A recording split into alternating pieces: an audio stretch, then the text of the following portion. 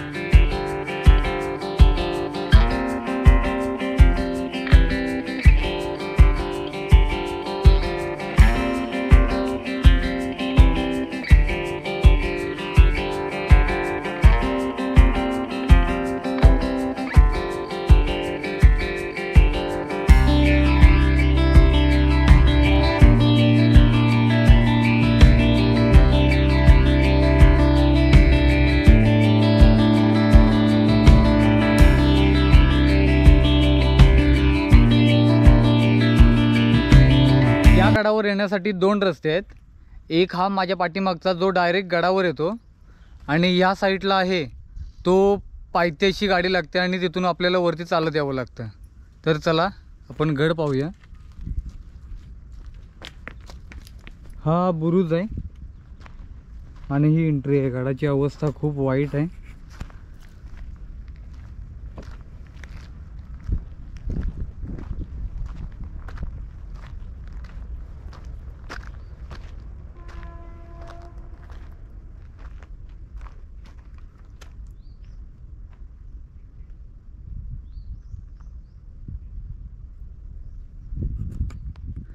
या किल्ल्याची संपूर्ण माहिती या बॅनरवर आहे. तुम्हाला दाखवतो बॅनर. ही सगळी माहिती आहे. ऐतिहासिक गोवळकोट उर्फ गोविंदगड. गोवळकोट आणि गोविंदगड या दोन्ही नावाने या गडाला ओळखलं जातं.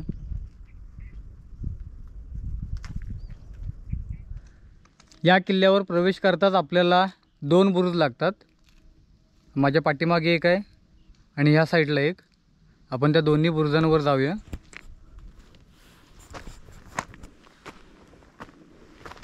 पायटणे वगैरे सगळ्या पडलेल्या आहेत तिथले.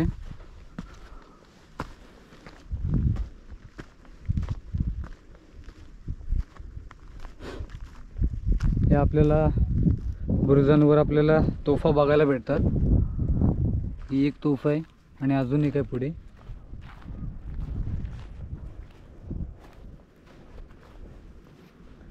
ही एक तोफ आहे.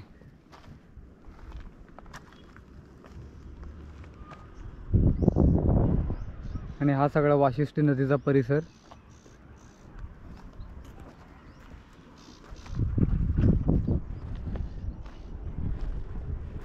आपण त्या पुढच्या समोरच्या बुरुजावर जाऊया आता.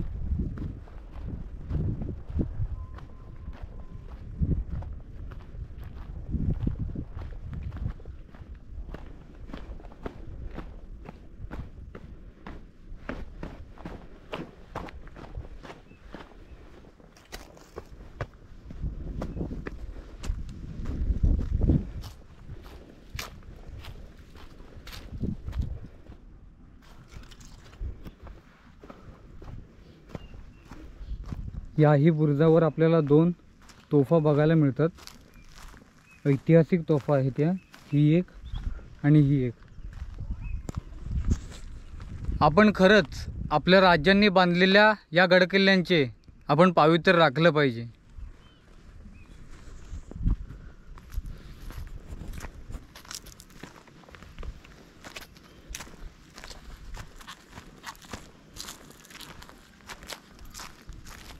ही बाजू पूर्ण ढासळली.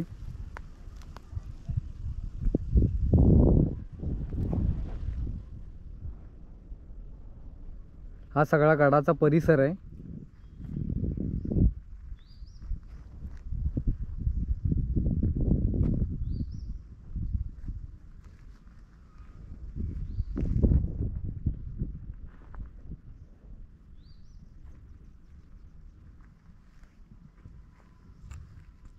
प्रवेश करताच पुढे गेल्यावर आपल्याला तोफा, सदर, पाण्याचे टाके आणि भरपूर काय काय लागतं. तर चला दाखवतो तुम्हाला.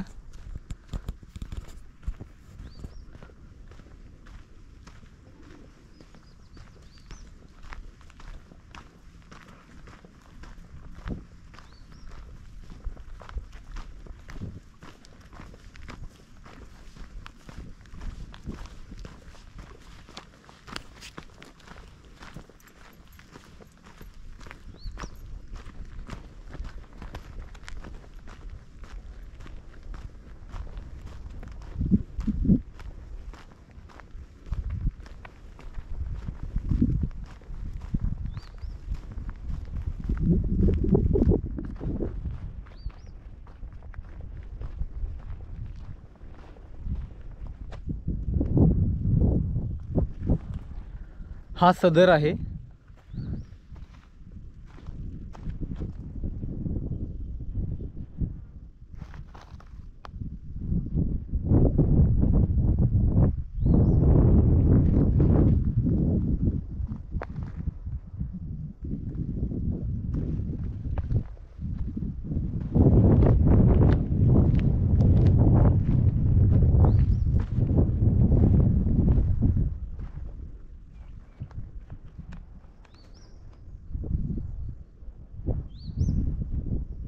या सदरीच्या पुढच्या बाजूला आपल्याला पाण्याचे टाके लागते. हे आहे पाण्याचे टाके.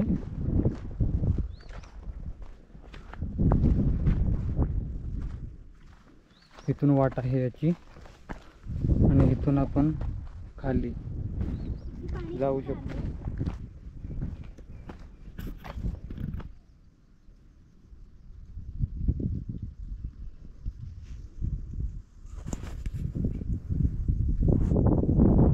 इथे पाणी नाही, आता रिकामी आहे टाकी.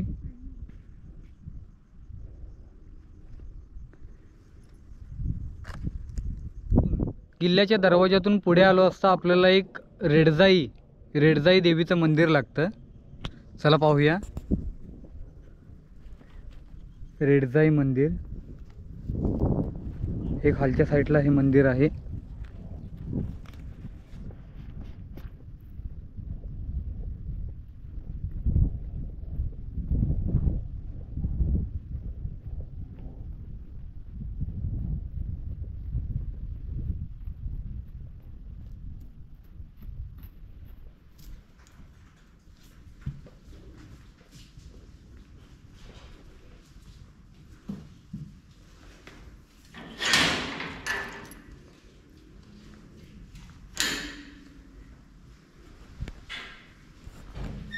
हे मंदिर आहे.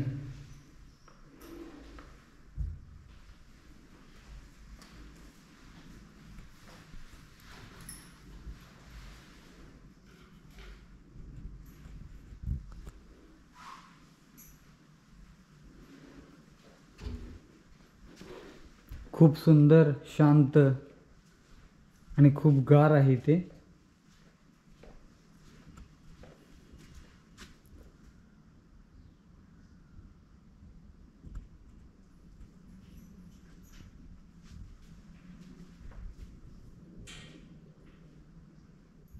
या पाण्याच्या टाक्याच्या डाव्या बाजूला आपल्याला या तोफा बघायला मिळतात.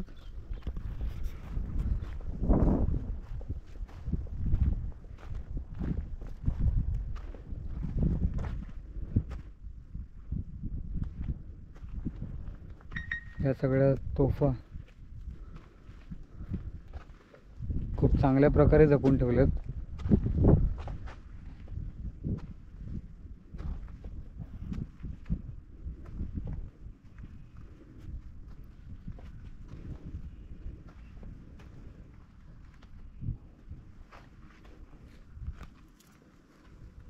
दहा तोफा आहेत एकूण.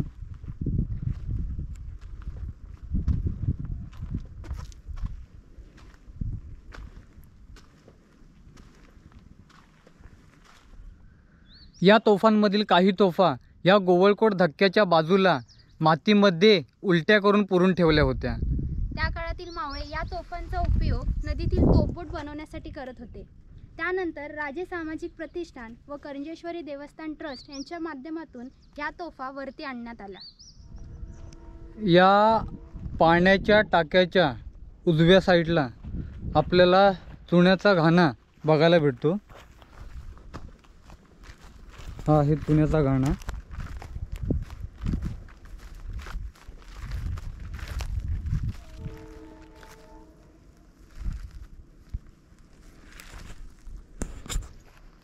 यातून दगडी चाक फिरवून चुना पातळ केला जात होता आणि तो चुना गड बांधण्यासाठी वापरला जात होता.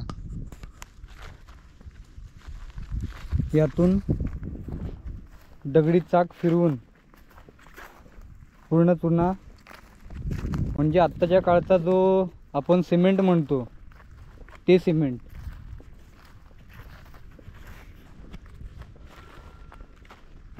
आणि पूर्ण गडाला तो चुना वापरला जायचा बांधकामासाठी.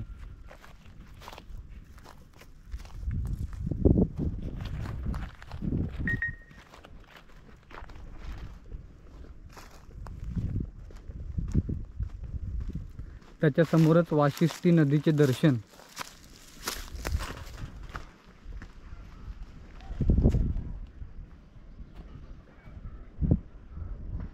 यात मगर पण आहेत ना.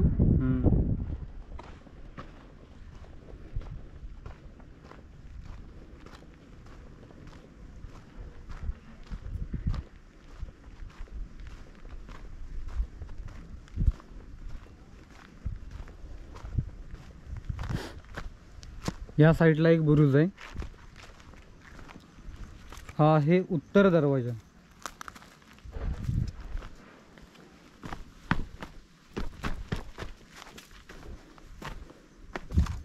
ही सगळी झाडे आहेत इथे. हा बघा उत्तर दरवाजा.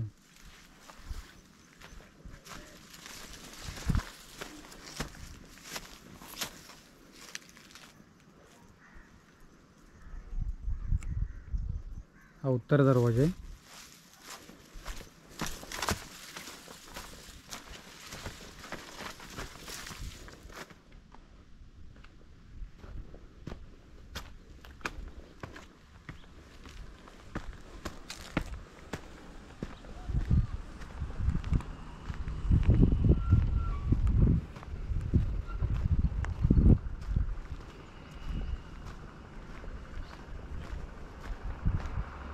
हा बुरुज आहे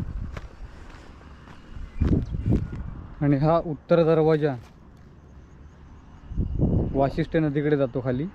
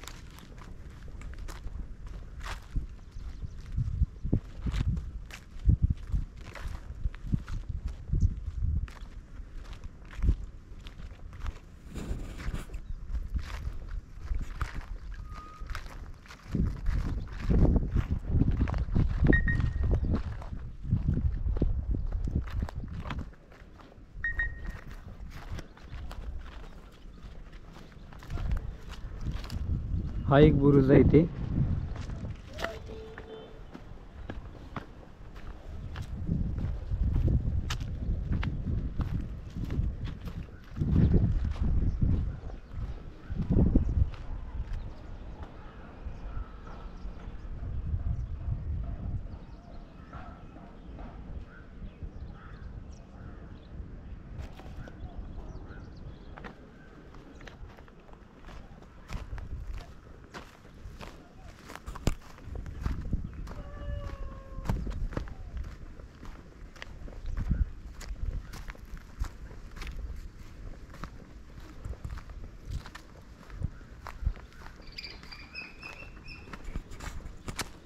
हे आहे रेडजाई देवीचं मंदिर.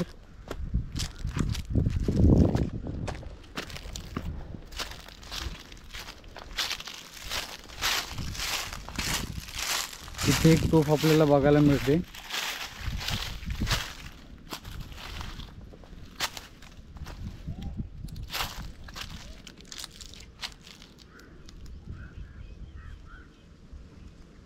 या सगळ्या किल्ल्याच्या चारी बाजूने आपण फिरलोय.